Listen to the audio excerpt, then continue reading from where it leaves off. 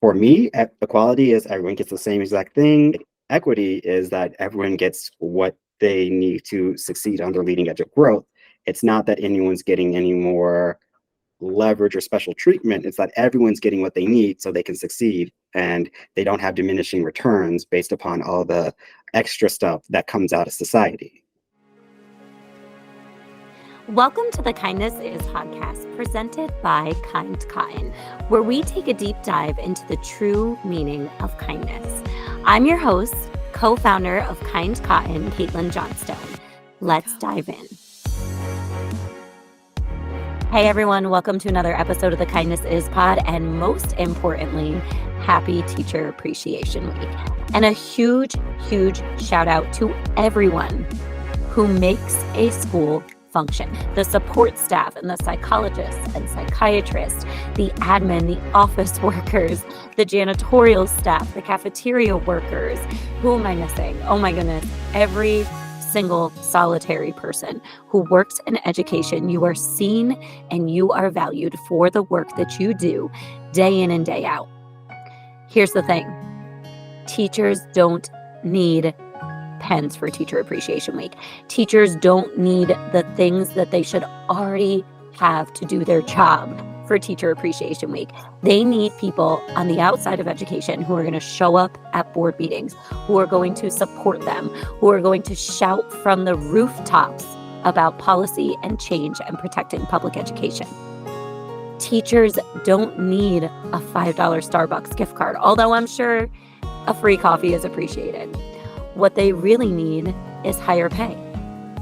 What they really need are community members who are going to stand behind them in the face of adversity, in the face of attacks, left and right, on public education, and say enough is enough. So to kickstart Teacher Appreciation Week, I was so excited because I got to sit down with my incredibly talented friend, Derrick Carlson, who is a fourth grade teacher in Illinois. He exemplifies elevating culturally responsive teaching practices in his classroom and on all of the committees he serves on, and even in the world of social media. Derrick is a graduate of the Community Scholars Program at the University of Oklahoma, and he was also recently selected to participate in a year-long institute with Zaretta Hammond. This is the educator that you want teaching your child. This is the educator who you want to uplift and embrace and thank during Teacher Appreciation Week. Anyone hearing this that is in education, we will always support you. Anyone listening to this who is not an educator, please go and thank a teacher this week, and then also do your part in continuing to show up for public education. What inspired you to get into the field of education? I have to give so much credit to my elementary experience and all of the teachers at Key Elementary in Dalworthington Gardens, Texas. And I had such a great experience. And also being an adoptee, I really was growing up thinking about how systems and groups of people are organized. And noticing schools, I was always very aware of neighborhoods and who went where, and I always thought about like, well, what's their school like? And I then grew up and I started noticing the feeder patterns to the junior highs and the high schools. And my mom owned a daycare facility, and so I also learned a lot about child development through her work, as well as my father. He is an instructor, and he definitely had so many great conversations with me about groups of people around the country and how to really honor the humanity in everyone. And I really appreciated all the lessons that they taught me. That's amazing. I also feel like it's not always the case that someone can say that their entire elementary education was looked at in such a beautiful light. You know, like just me personally, I went to kindergarten and they were like, whoa, this girl talks a lot. I don't really know what to do with that. And I kind of had an educator who I don't know, dimmed my light a little bit in kindergarten, right from the start. So I love, love, love hearing that you had such a beautiful experience. And that is what made you the educator who you are today. I feel like we've all had those different experiences, right? Mine was like, okay, now I want to be the teacher who I didn't have in the beginning. I want to be that kindergarten teacher who's like, oh no, like you have a lot to say, like you're passionate. You have to move your body, like let's get you up and moving and singing our ABCs and dancing out our phonics and all of that stuff. But I digress. It just is a really beautiful thing to hear sometimes when people had such a great experience from the beginning with education. Yes, and what you speak to really highlights the importance of being in alignment with something that really is your calling, as well as the importance of the contrast. So I had something that I was very fortunate to have, and it was a great blessing to be in my elementary school. And there are so many educators who see the contrast and they know that didn't necessarily work for me. So what I want to put out into the world is something that can be a mirror for others who are like myself and really better that experience for someone. So it's massive kudos to everyone who took a negative experience and then turned it into an opportunity to really better the world for others. So Yeah. I think thanks for that yeah, yeah, yeah. I think that is really important. And I think it's a beautiful thing for children to have you as an educator too, right? Like it's interesting when you talk about the statistics, right? Is it something like 80% of educators are white women, right? So I would imagine that similar to inclusive books, right? Having that representation and being that for multiple children throughout your career has probably been something that has been really inspiring and really, really important for many, many children. yes, and for Black males in education, it's less than 2%, and of the workforce are Black males. And then out of that, you have so many who are in intermediate or Hmm. yeah, you know, middle school or high school, and there's less than I want to say 0.4% who are in primary. And I really think it's so important for students to have that experience. And I've noticed personally in my life that truancy diminishes, as well as a lot of behaviors. And I think it's great for them to see a Black male in a academic position, Hmm. and it's really rewarding to see how much growth they have. And there are different studies that have shown that if a Black student has a Black teacher, one Black teacher before third grade, they're 13% more likely to graduate from high school, and it doubles if they've had two before third grade. So it's important, and the numbers are there, the stats are there. I think that a lot of folks still have to attend to do the work. It doesn't matter if it's just one person who's there, one identity. We all still have to like take it to the next level and really support our agents of change, the students. And Hmm. they are really, really stepping up to the task. And I really appreciate everyone who's been very supportive of me and my education journey. And there are a lot of things in the education system that are not necessarily conducive to Black male success. And for everyone who's working to turn the tide of that, it's really important and it's deeply appreciated. And how do we do that? Like, as someone who may be listening to this who is not in the realm of education or someone who is, right? Who's like, "Wait a second, I feel like I want to be a part of that, but maybe my school district isn't in alignment with culturally responsive teaching," or whatever it may be that will push that needle in the other direction. What would you say to them? Oh, I have a couple of different folks to whom I want to direct this. For our fellow educators, there are ways to shift in our mindset, and it doesn't have to be performative or sensationalized. Oftentimes, if we specifically focus on elevating identity, we can, it's great to be able to address that and put labels, hyphens, isms to things, because then it humanizes us and we get to understand each other better.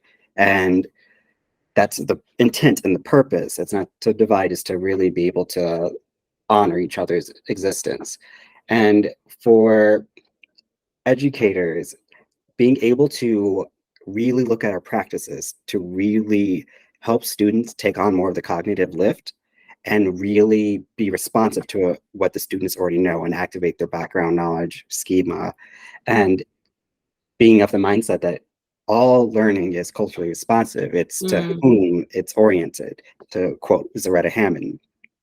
And for folks who are not in education, there is an awareness of what worked for them and their experience and what didn't work, the contrast, as well as hearing some things just that you would want to see, but then to truly be in the position of like a teacher or cognitive mediator is very different than having been a student.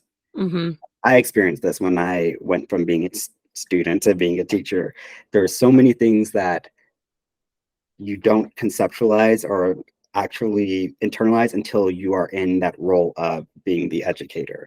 We have so many diverse backgrounds, and not just talking about identity, I'm talking about socioeconomics, understanding, conceptual, cognitive structure development, and they are all requiring someone who's going to help them on the leading edge of growth.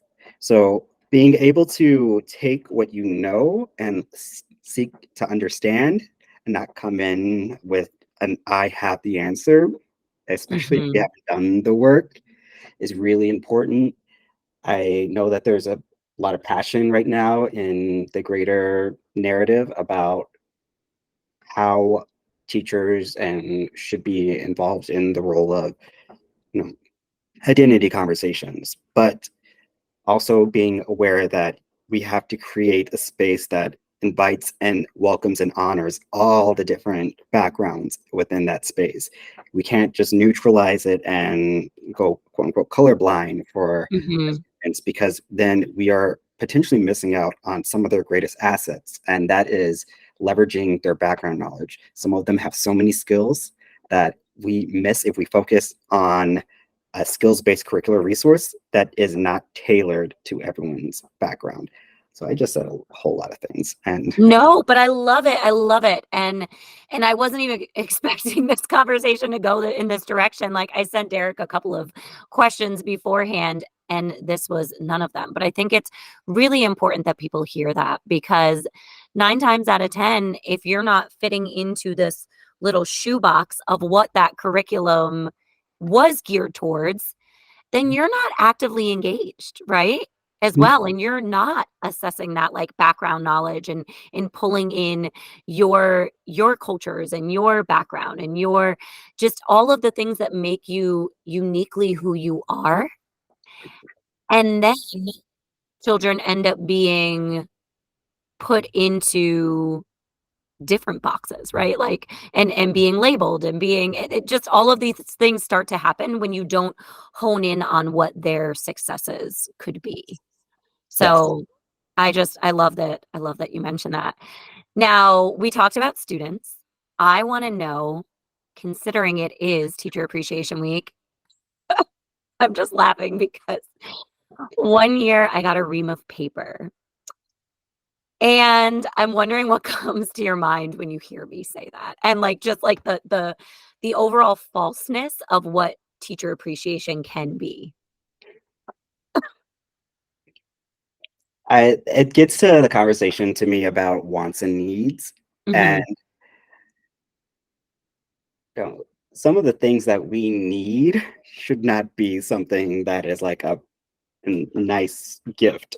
Like, we do need paper, we need access to resources, and we have some districts and buildings that are so under-resourced, and teachers are overstretching themselves in so many different facets just to like show up for the students. And Mhm. so to be appreciated, we need proper funding in our schools.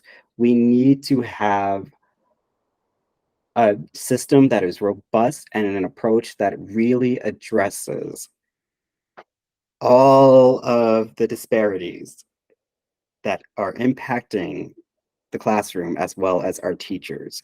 We need to make sure that teachers are not having to buy their own books to get Mm, an updated book.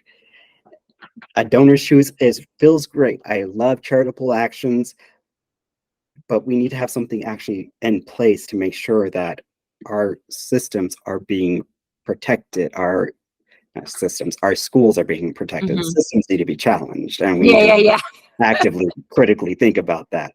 But our systems need to be approached in a way that honors those who are being impacted by the systems. Better way to Mhm. say it. Yeah.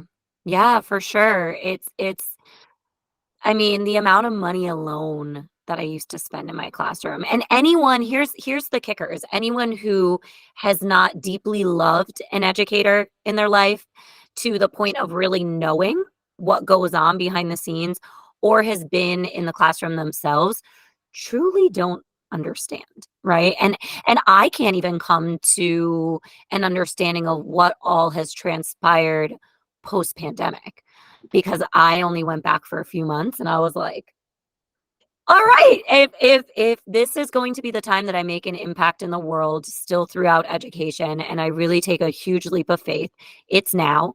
Um, so can you talk to that a little bit? Like how have things changed? How are educators being quite frankly villainized at the moment? And what can people do to recognize this and to actually stand with educators, as your T says? Yes. Um, when I came into the education system, it was 2014. And so I've had about almost equal sides pre-pandemic and Mm, post-pandemic. And what I've noticed as a shift for the students has been largely related to a sense of regulation, like self-regulation. Not control, not compliance, but like being able to self-regulate in uncomfortable situations. mm, And there's a there's a lot that goes with the social cognitive work that us our students missed when they had to do hybrid or virtual, or they had to do social distancing or anything like that. It had an impact on them. mhm, And our students who were specifically in the primary and in pre-K, and when they're really developing those neural pathways, they specifically post-pandemic, they're struggling with understanding some of the nuances that came so naturally and organically to students who were much more socialized. mhm, And so discomfort really kicks up for them. And so a bit of a heightened anxiety as well. mm, And so I shifted my approach, like as a teacher, even with how I decorate the room.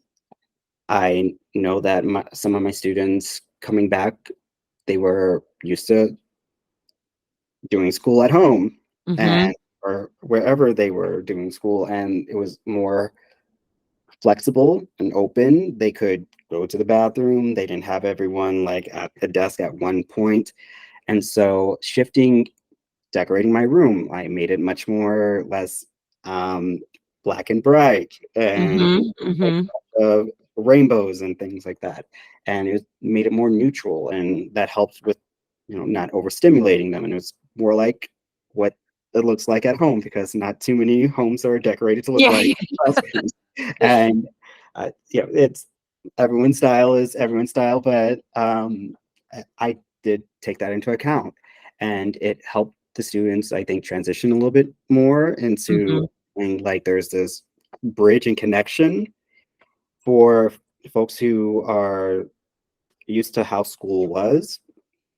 I try to understand that it's not necessarily that humans are afraid of something new, but it's more that humans often fear loss. and it's like a loss of Mm. understanding about how things were, and like I went through school this way, and this is how things were done. Mm, being on the leading edge and being innovative, you know, you are pushing barriers, and when you push barriers, things break, and it's uncomfortable. You get cut. There's, Mhm. but the first line and first group to go through that is always the one that gets muddied up and bloodied up, or however you want to use the metaphor. And I see our students who have gone through the pandemic as this. I think that the way that they're going to approach the world is a little different than how we did. And Mhm. our job is to support them as they understand a little bit more about how to navigate socialization, developing their own awareness of others. And I think that then getting to the villainization of teachers, some of it is that pandemic left a deep, deep psychological wound in the zeitgeist for everyone. And there is a lot of tribalism that's happening because you spent even more time in our little pockets of the world, Mhm. and now the world's scary, and that's like in our psyche right now. And the pandemic really set humanity back. And it's not to just continue to say, oh, the pandemic, but the pandemic really did. And No, it yeah, it did a and number on all of us. then to now be in a hyper politicized climate, we now have extra fuel to the fire of tribalism, and we're in a multicultural society. Multicultural as in like we have different cultures, everyone has culture. This is, and I'll get to unpacking pedagogy a little bit later. But just to say multicultural as in like there are different cultures. Yeah, yeah, And yeah. like and before the yeah. But yeah, the tribalism piece of it, the psychological wound of it Mhm. makes folks look for an easy scapegoat. And it's easy to villainize teachers because it's something that a lot of folks have access. And I mean, they've used this playbook for decades. That Mhm. starts with a good education, but teachers are not in charge of all the things that go into society. We're there to really help shift the outcomes for our students. And I wish teachers did have that power. A lot of things would change. It's a really important conversation to have because educators really are at the forefront of everything right now. Like it has, and it's, as you said, it's been this way forever, right? Like we're just really seeing it more and we're really hearing it more because of social media and like and access to information at our fingertips all of the time, 24/7. And people start with education, right? When there is a political agenda, like what do you do? What do you attack first? It's education, and educators receive the brunt of that, unfortunately. Um, so what would you say people can do to protect public education? Because I mean, I know it's you mentioned it being a scary world, but it particularly is scary when we start to talk about what has been coming down the pipe when it comes to education and teachers being villainized and I the we could talk all day long about what the end goal of, let's say, Christian nationalism is, right, in education, and that being potentially privatizing education. We could have hypotheses about that all day long.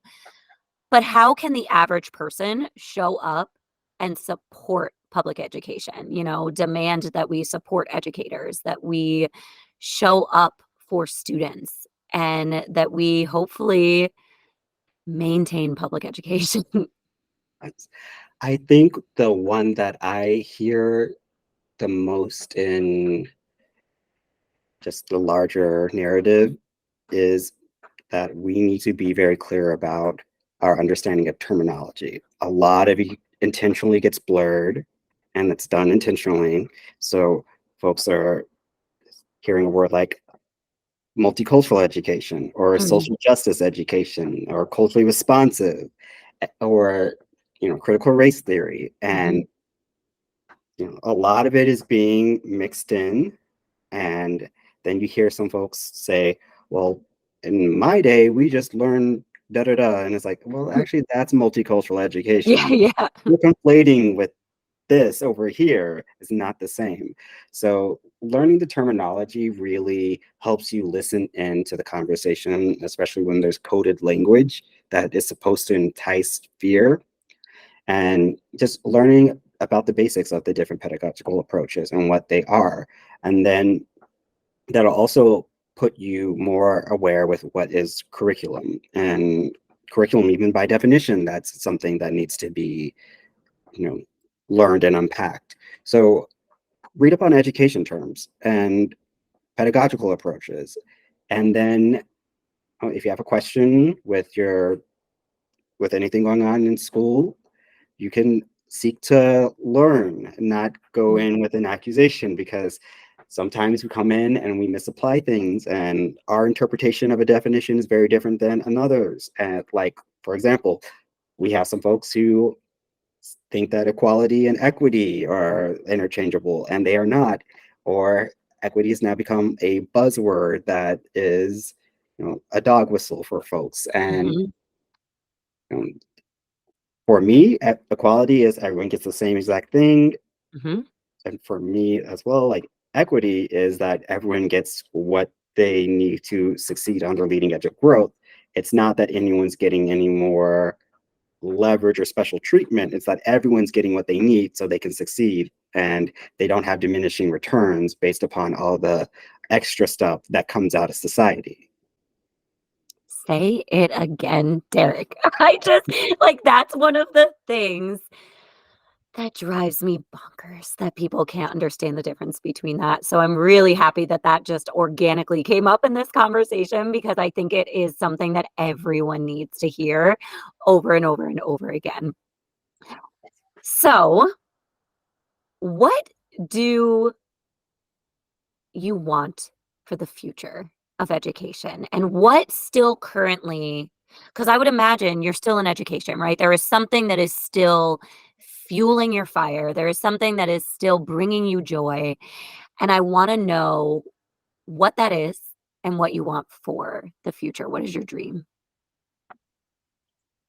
It's a creative, innovative system that merges some of the newer techie things that, kind of scares our folks and at home. And technology is anything that can be manipulated. Hmm. Electronics, but combine it with something that's more, you know, at our baseline, humane and human, Hmm. doing some old school projects and really making it interdisciplinary and fun, and really getting students to think about the world, and not with an attended outcome that is just like, oh, it's artificial, we want them to speak to the script.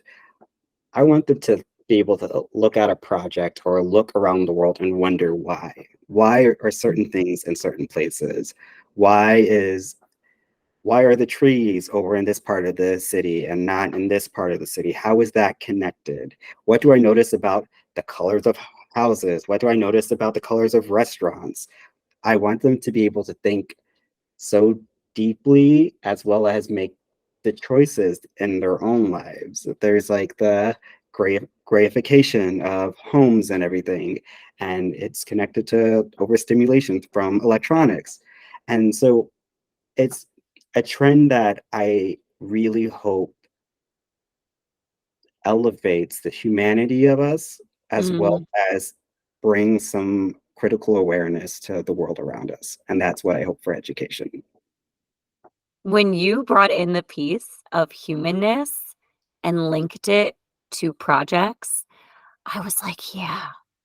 Like, I hadn't even thought about that in a long time. I had, a teacher in high school who, I mean, he didn't call it this, but it essentially was some, like, deep identity work where and this was in the very beginning of his course, we would trace the outline of our body, right? And literally, he was like, "I want you to spend as much time as you can on this. Like, you're gonna get weeks and weeks and weeks to do this, because I want any time that there is something that comes to mind that is relevant to your life and who you are as an individual, I want you to put it on this outline, right? And I mean, I still have mine. This is how impactful it was to me. I went through an entire house full of stuff in my childhood home and pretty much got rid of everything. And this was something I kept because it was who all of us were. And then we, shared those in small groups, and it really brought us together and humanized us. And I feel like that is missing. Like that is a big piece of and talk about, not to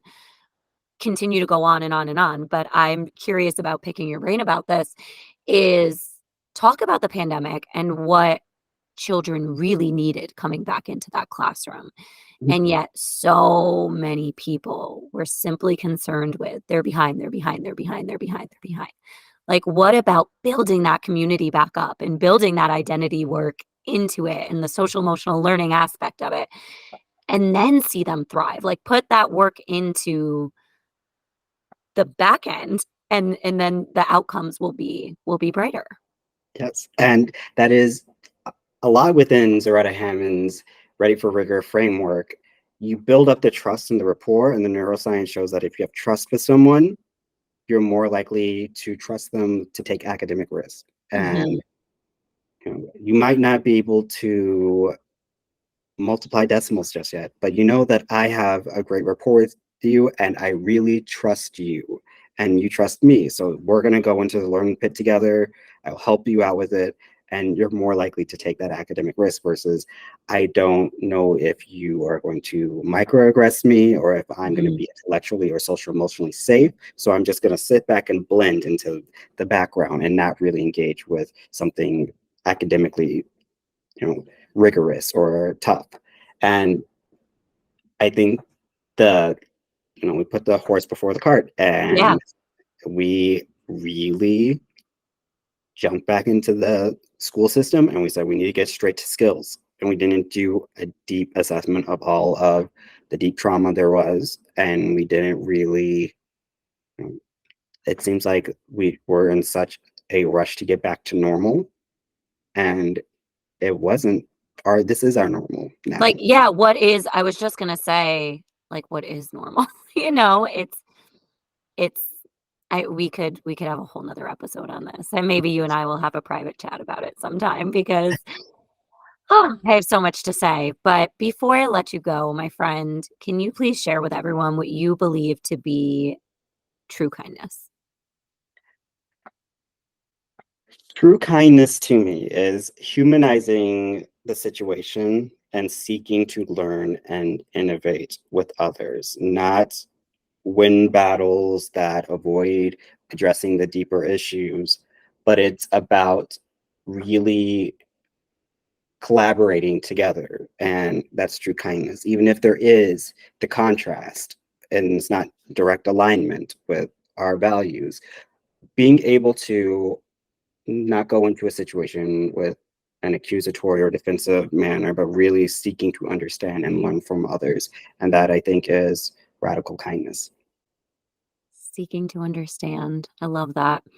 Where can everyone follow you, support you? Tell us all those details. My Instagram is Black and Bright and Second. I really have focused a lot on my class this year, and so I haven't Mhm. really been as active. I'm coming back this summer. We have some really awesome things lined up that I just said, please wait. I'll come back to it. And I'm really looking forward to the future. I do a lot of my work on Instagram. I'll start branching out to some other platforms. I am on Threads as well at Black and Bright and Second. And I really appreciate that you took the time to have this conversation with me and you selected me for Teacher Appreciation Week. Yeah. I appreciate you. Thank you so I much. appreciate you too, friend. And thank you to all of the amazing educators out there still showing up, still being there for kids. You were seen, you were loved, and you were valued. Thanks, friend. Thank you so much. Thank you all so much for listening to this episode of the Kindness Is podcast. If you love it and it's adding even a little bit of value to your life, we would love, love, love if you could subscribe, rate, and review so we can reach even more people and make this world a little bit more kind.